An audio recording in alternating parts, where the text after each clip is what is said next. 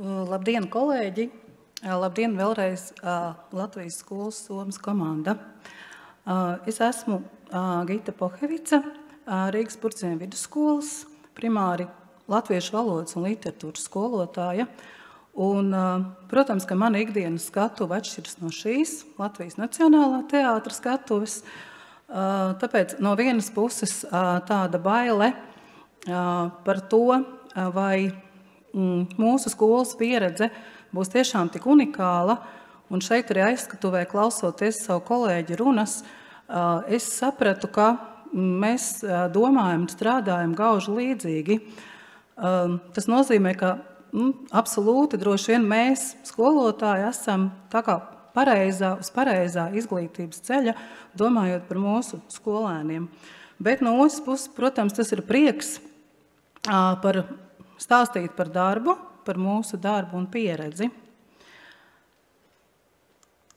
Rīgas Purcēņu vidusskola ir parasta mikrorajona klasiska skola, bet ar lepnumu par sevi un paveikto.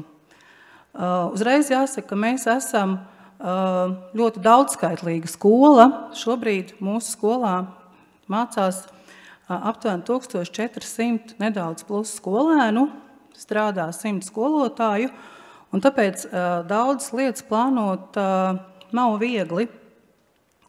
Es uzreiz gribu teikt, ka es neesmu Latvijas skolas Somas koordinatori mūsu skolā. Šo procesu koordinē burvīga direktora vietniece izglītības jomā Karīna Šķasnaja, un es abrīnoju viņas spējas uzklausīt katru mūsu vēlmi, un patiesībā ir prieks par to, ka šī mūsu sadarbība vainagojas tajā, ka daudzas lietas, ko mēs darām, nav uzspiestas, bet mēs, skolotāji, pedagogi, varam brīvi izvēlēties atbilstoši mūsu skolēnu nepieciešamībām, zināšanām, prasmēm, vajadzībām, interesēm, un arī, protams, programmai atbilstošas kultūra izglītojošas pasākumus. Vēl es gribu piebilst, ka mēs esam arī mazākumtautību skola, kas realizē mazākumtautību izglītības programmas. Un tāpēc vēl jo vairāk mums ir ļoti svarīgi apzināties Latvijas skolas Somas programmas iniciatīvas mērķi, izkopt mūsu izglītojamo piederības sajūtu Latvijas kultūrai, aktualizēt Latvijas kultūrā būtiskas vērtības. Savu vai mūsu Latvijas skolas Somas pieredzi stāstu es mēģināšu realizēt caur šīm 3 darbībām, rosināt, redzēt un radīt caur šo formulu. Rosināt. Domāju, ka kolēģi ļoti labi atpazīst šo skolu 2030 slaidu un ļoti labi zina šo mūsdienu izglītības politikas un kompetenci pieejas nostādni, akcentu skolēnu centrētu mācību procesu, kur skolēns dzīvo, mācās, līdzdarbojas un rada. Kompetences un lietpratība ir sasniedzama caur darbību, bet darbībai ir nepieciešama vide. Un šī vide nav tikai klase, bet tās ir gan bibliotēkas, gan muzeji, gan uzņēmumi, teātri, kino zāles. Un, kā mēs zinām, bieži vien šo fizisko mācību vidi mēs pārveidojam no tādas statiskas uz reālu un attiecīgi dzīves dažādām problēmu situācijām attiecināmu. Un patiesībā, kas vēl, ja ne Latvijas skolas Soma, piedāvā tieši tādas aktivitātes, kas atbilst šādas vides esamībai, un varētu teikt, ka Latvijas skolas Soma ir kā rīks, kā absolūts rīks, kas inicē šo vides apstākļu maiņu, kas palīdz mums skolotājiem plānot mācību procesu tā, lai tas būtu liederīgs, saistošs un papildinātu ikdienas mācību saturu. Nedaudz statistikas, varbūt vēlreiz, kaut gan vai tas arī šeit ir būtiski. Latvijas skolas Somas programma mūsu skolā darbojas 5. gadu. Šajā laikā ir apmeklēts milzīgi daudz pasākumu.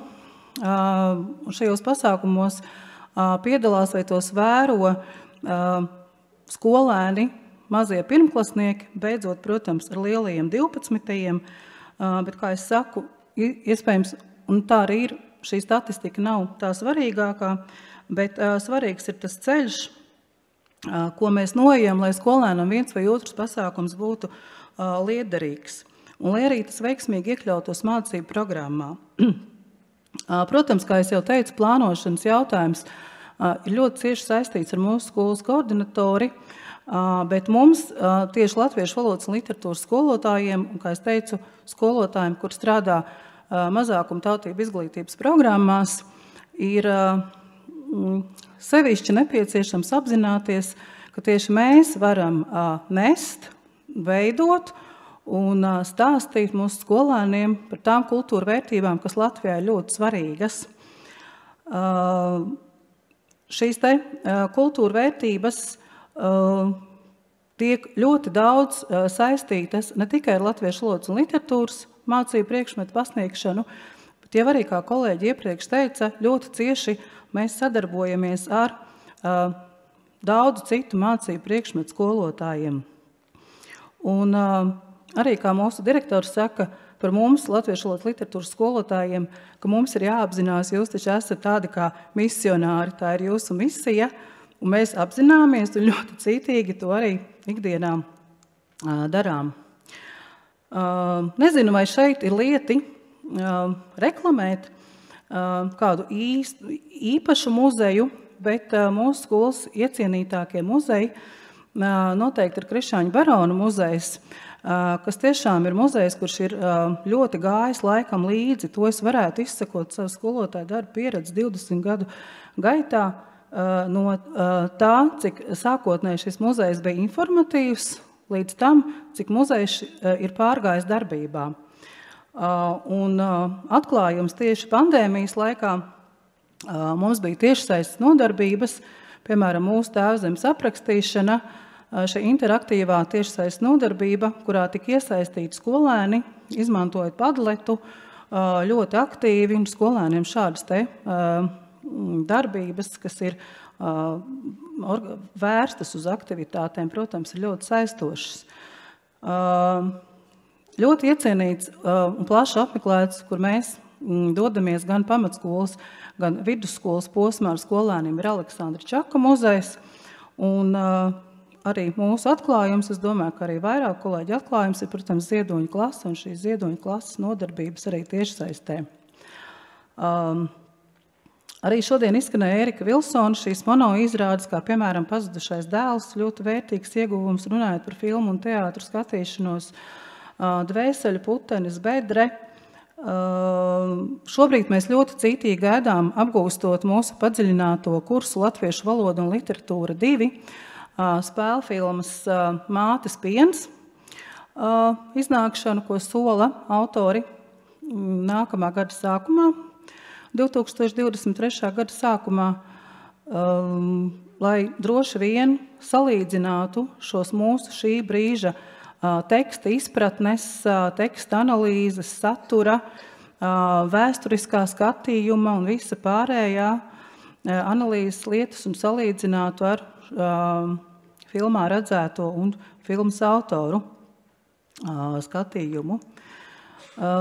Arī koncerti un tikšanās ar dažādām radošām personībām ir, kā ļoti daudzās skolās, ļoti iecienīti, un arī šobrīd, gatavojoties novembrim, kas tūdaļ arī būs, visi mūsu novembra svētki, ir cieši saistīti ar dažādu koncertu. Mēs arī esam plānojuši un ieplānojuši dažādus koncerta lekcijas, koncerta ciklus, pasākumus, kas ir veltīti Latvijai un arī Rīgai.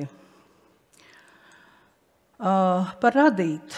Jā, kā es jau teicu, radīšanas process noteikti ir saistīts ar sadarbību un caurvijām, ar radošumu un noteikti arī ar digitālajām prasmēm.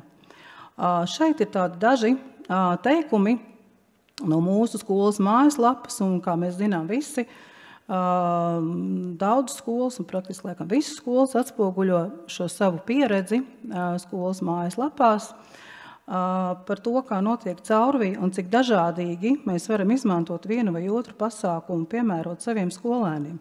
Kā piemēram, skolēniem bija iespēja iepazīties ar Latvijā radītu piemēru, kurā ar tehnoloģiju palīdzību apvienota mūzika, virtuālā realitāte un stāsts par Latvijas dabu, vai arī skolēni iepazina literārā darba ekranizāciju un izprat vēstures interpretāciju autora darbos.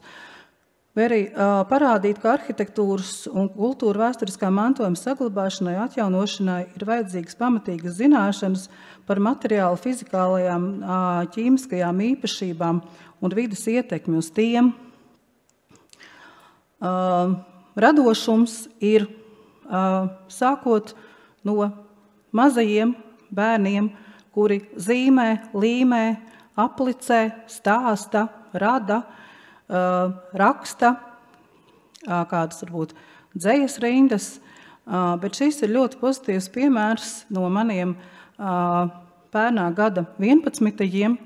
kur pēc tāda diezgan pamatīga Aleksandra Čaka apguves stāsta, kas notika gan skolā, stundās, gan arī apmeklējot muzeju un apmeklējot Aleksandra Čaka muzeja darbinieku izveidoto pastaigas spēli. Mani 11. teica skolotāji, bet varbūt mēs paši varētu kaut ko tādu radīt.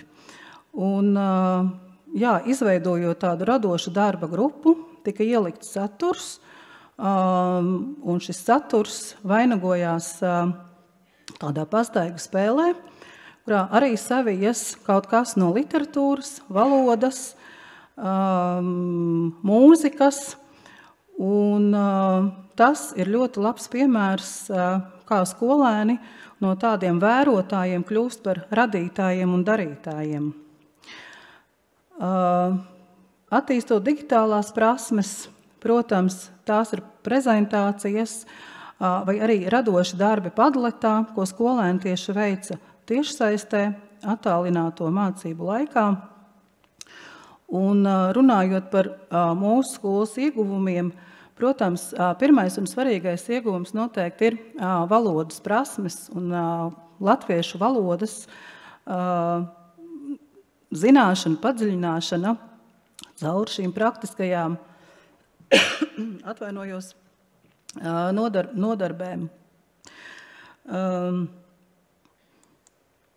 Gribētu teikt milzīgi paldies Latvijas skolas Somas komandai, jo šeit izmantojot Ojāra Vācieša kādu citātu, Ojārs Vācietis ir jautājis, kas ir aizsniegti griesti, un atbildējis apziņa, ka tie ir par zemiem.